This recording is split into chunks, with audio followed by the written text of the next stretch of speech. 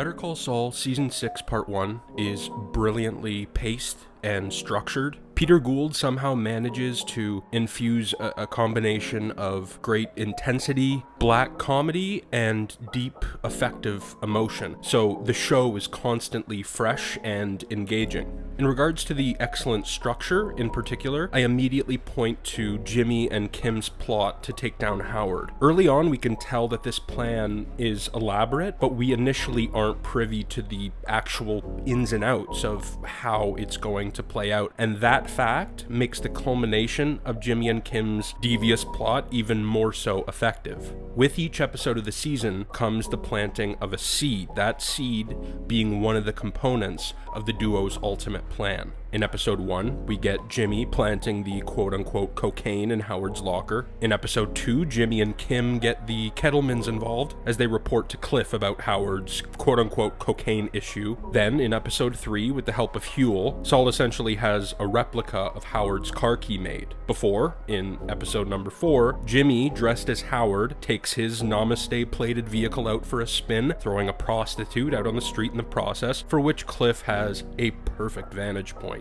Then in episode 5, during Cliff's confrontation of Howard, Howard intelligently and in a very Chuck-like fashion comes to the realization that Jimmy, and Kim in this case, have been behind this sabotage. So Howard, who appears erratic and potentially cocaine-fueled to Cliff, decides to hire a private investigator to report to him all of Jimmy's movements. Little does he know, though we learn in the beginning of the mid-season finale before Howard does, that this private investigator that he hired was simply another one of Jimmy's ploys. Howard had been utterly duped in what may be Saul Goodman's greatest and most meticulously plotted trick. Well, Saul and Kim, his rather formidable partner in crime. This very specific layout of the duo's plot equates to a bit of an analogy. It's almost as if throughout the beginning of season 6, we're given all of the pieces of a puzzle, essentially, but we don't have the box to let us know how exactly those pieces fit together, not until the mid-season finale, when the full plan is brilliantly unveiled and Howard subsequently crashes and burns. And this show continues to be incredibly visually captivating. It seems as though every single solitary shot has a plentiful amount of preparation and effort put into it, as well as great purpose. But there certainly are a couple of favorite shots of mine from this half season that instantly come to mind. In episode number 3, when Nacho is camping out in the oil tanker, we have that bird's eye view shot of the oil tanker as the camera slowly spins and rises, all of this taking place during a time lapse. I'm baffled as to how the crew is able to accomplish that shot. I also think of episode number 7, when Saul removes his cameraman from the classroom he had been teaching before making their way to the shooting location where the rest of the crew is getting set up. Kim shows up to contribute, all of this taking place in one shot. It's so impressive and filled to the brim with energy and momentum. Season 6 Part 1 is shocking, tragic, it's clever, it's funny, it's powerful, and all of those words are vastly different from one another, and yet Peter Gould and company somehow managed to implement all of those words in an incredibly organic and fluid way. And this half season has juggled its characters very impressively. It's given all of the main and recurring stars of the show a chance to shine, while bringing in Better Call Saul characters who had a smaller role early on in the show, like the Kettlemans. There are even a couple of cameos from Breaking Bad characters, notably Wendy and Spooge. And again, those small appearances never feel forced or out of place, because characters such as Wendy are only brought back when they fit into the fabric of a given plotline. Now, I just wanted to mention that, if you're unaware, I've already done reviews of the first 2 episodes of this season, for which I'll throw a link down in the description. I wanted to state that so you know why, as I delve into these individual episodes of the season thus far, I'm going to be starting with episode number 3. Coming into the final season, I certainly knew that there were a plethora of potential paths that led to Nacho's death. I just wasn't expecting that path to come to an end so early on in the season. That being said, though, it now makes total sense as to why much of the first 3 episodes of the season were centered on Nacho. Peter Gould and company wanted to give this character a farewell that was worthy and dignified and true to the character of Ignacio. Now, before I praise the work of Michael Mando up and down, I want to first focus on a memorable non-Nacho moment, and that comes in the form of Saul and Huel's valet scam. The editing of the scene is exquisite in that it utilizes these consistently dynamic shots and cuts to transfer back and forth between Huel and Saul's keyman and the valet driver racing down the stairs toward the pair. The score beneath it in that moment is great in that it uses the same sort of momentous classical music that had been playing in Howard Hamlin's car prior to the scam's commencement. Yeah, this piece is this wonderful little musical momentous scene with quite a bit of levity in an otherwise powerful and emotional episode. Now let's move on to Mr. Mando. There are two scenes in particular where he gives utterly Emmy-worthy performances. The first of which is the scene featuring Nacho's phone call with his father Manuel, which is quite heartbreaking. There's a great amount of subtext in this scene. It isn't the spoken word that is so emotional. It's the fact that Nacho's love for his father has been a prevalent and profound component of the last few seasons, and Mando's facial performance clearly conveys that he knows this is going to be the last time he speaks to his father. It's heavy stuff. I also appreciate that as soon as the phone call ends, we just hold on Nacho for 15 to 20 seconds as we just get to be with him in that moment and experience with him all of these very overwhelming emotions. And the shot is basically static. It's super simple and stripped down. Now, the final scene of the episode is what I believe to be the best 5 to 10 minutes in Better Call Saul. It was a brilliant move on the writer's part to have Nacho go out on his own terms, by his own hand, and only after he verbally eviscerates the Salamanca family tree. And besides the fact that Mando's acting in this scene is exceptional, hearing the character of Nacho say these words after being so reserved and holding his tongue for 6 seasons is unbelievably satisfying. Nacho assures to insult everyone in the vicinity. As we know, he wants to keep his father safe, so he can't give Gus up.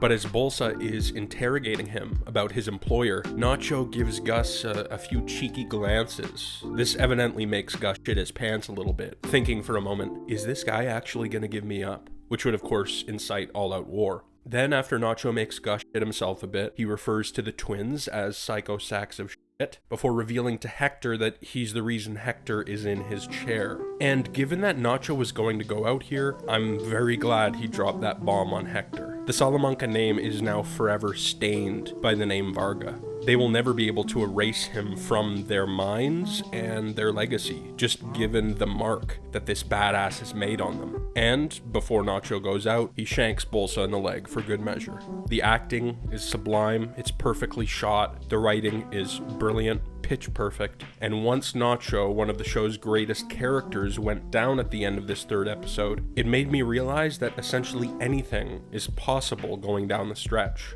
The final scene was jaw-dropping, shocking, emotional. It really stays with you. Episode 4, Hit and Run. This episode is wonderfully directed by Ray Seahorn. The cinematography in particular is great. The Howard scam is a ton of fun. That part of the episode kind of constitutes the black comedy portion of the show, in that it's hilarious to see Saul dressed up as Howard and spray tanned to shit, but in the same light, we know that the consequences of these wild actions are coming. Boy, are they ever coming. I love the scene in which Kim meets Mike. When the two started talking, I immediately realized that this is their first time meeting throughout the entirety of the show. It's very interesting to see these two forces collide. Though in the same breath, I think back to the end of season 5, when Mike and Saul are discussing that Kim knows about what he's doing, and Mike states to Saul that Kim is in now. She's in the game. Saul told her what he's doing, and now she's a part of it. And that was before she went off to see Lalo. So the fact that Mike is going to pay Kim a visit to divulge the very scary information that Lalo is still alive just reminds me that she's now in more danger than ever. I love the final scene and how it brings the episode full circle. We've got this great underlying score as we see Gus with his bulletproof vest on. He's got a piece strapped to his ankle, and then we watch as he walks through his secret hallway into Surveillance Central, that is Gus's neighbor's home, to which we were introduced in the opening scene of the episode. And I've listened to Peter Gould talk about how Gus's home and at least a pair of his neighbors form this secretive compound to keep Gus himself safe. It's very elaborate and creative and ingenious, which has become the norm when it comes to this show. It's definitely something that Gus would do and has the finances to do. This was a great episode and a solid follow-up to Rock and Hard Place in that it doesn't dwell on the aftermath of the horrific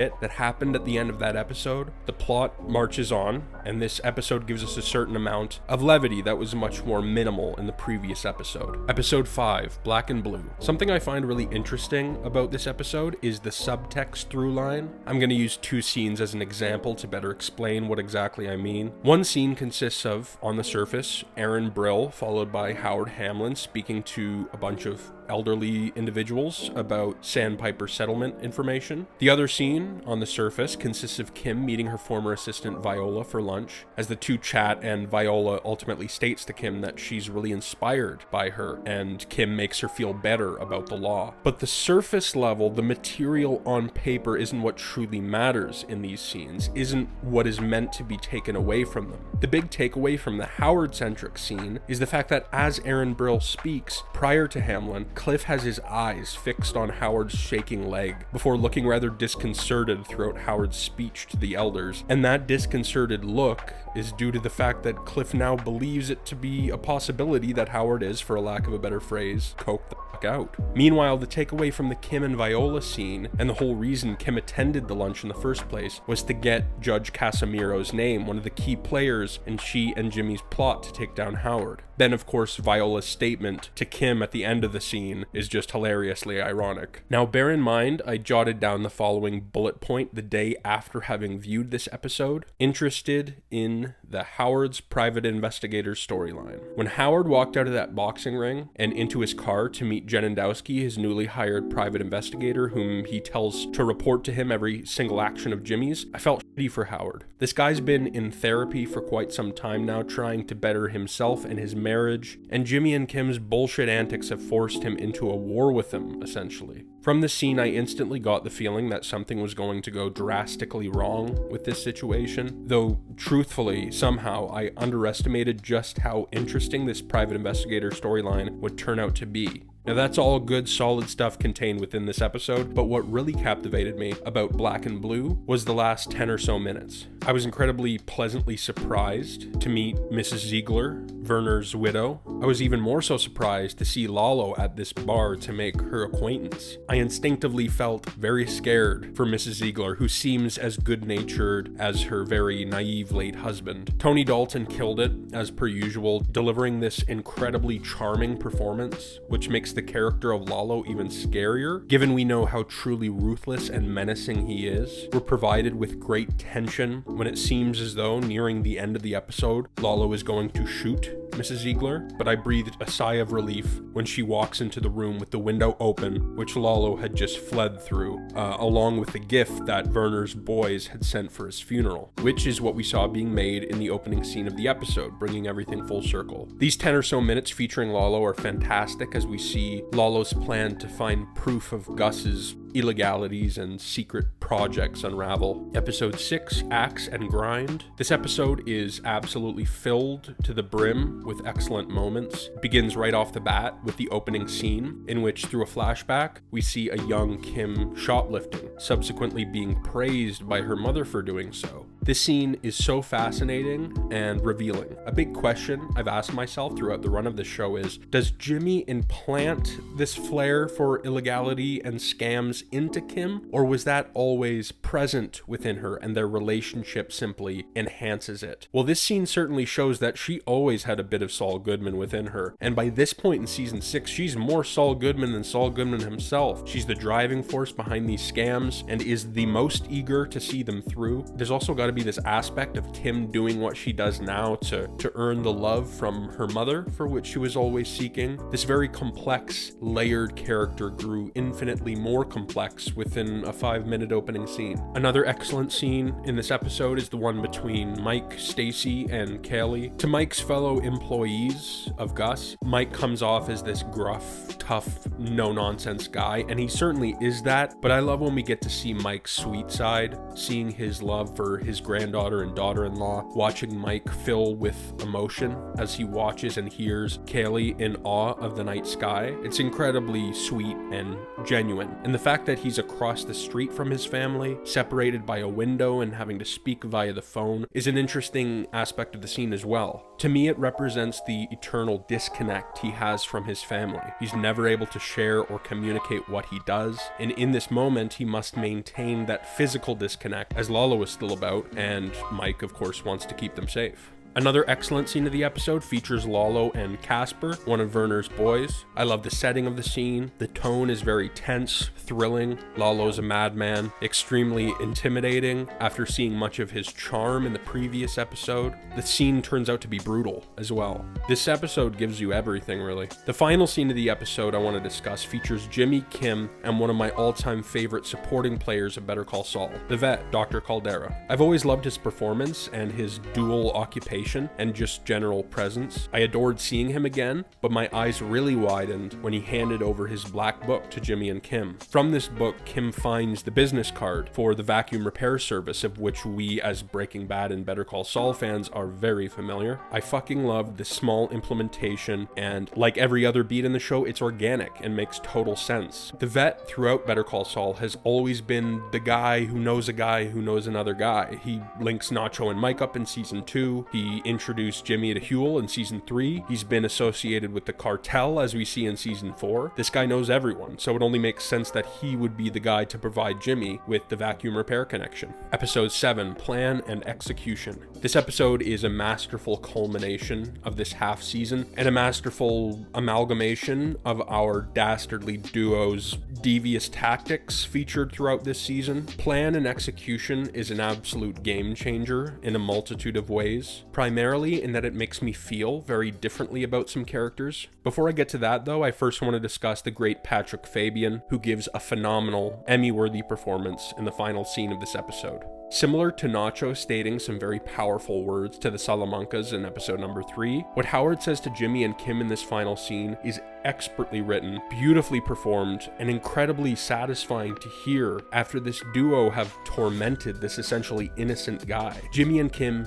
infuriated me in this final scene. The way they were speaking about their burning to the ground of Howard in such a nonchalant manner, and Kim, who's typically so badass and forward, acted so cowardly in this scene. And let me make this clear, these characters about whom I am discussing are as brilliant as ever, so layered and complicated and fascinating and flawed. I'm not simply drawn to characters who are good because they are good. I'm drawn to characters who are interesting. I found it to be a brilliant choice that this enormous painting of Chuck is present within the room in which Howard crashes and burns. Saul basically did the same thing to Howard that he did to Chuck. He utilizes these people's knowledge of his true nature against them in order to make them seem crazy, even though they're right, in what appear to be these delusional nervous breakdowns. Multiple points in this episode bring me back to an unfathomably excellent scene from the season 3 finale. In this scene, Chuck states to Jimmy that although he doesn't want to hurt his feelings, Jimmy never mattered all that much to him. The scene was heartbreaking, a gut punch, and a major contributing factor to transforming Jimmy McGill into Saul Goodman. I felt horrible for Jimmy in that scene, whose primary desire at that point in the show was to earn his big brother's respect. Now back to this mid-season finale. When Howard delivered his scathing remarks to Jimmy and Kim, I was rooting for Howard. I wanted Howard to rip these two a new one. In fact, I wanted Howard to beat Jimmy's ass. Jimmy and Kim have become quite villainous characters, which makes sense given the show is nearing its end, and the Saul we know now has ever so slightly more of a heart than the practically heartless Saul Goodman of Breaking Bad. In conclusion, the mid-season finale was excellent. So well built up, shocking, effective. Lalo is more menacing than ever, and I am beyond excited to see where this story goes and how it ends.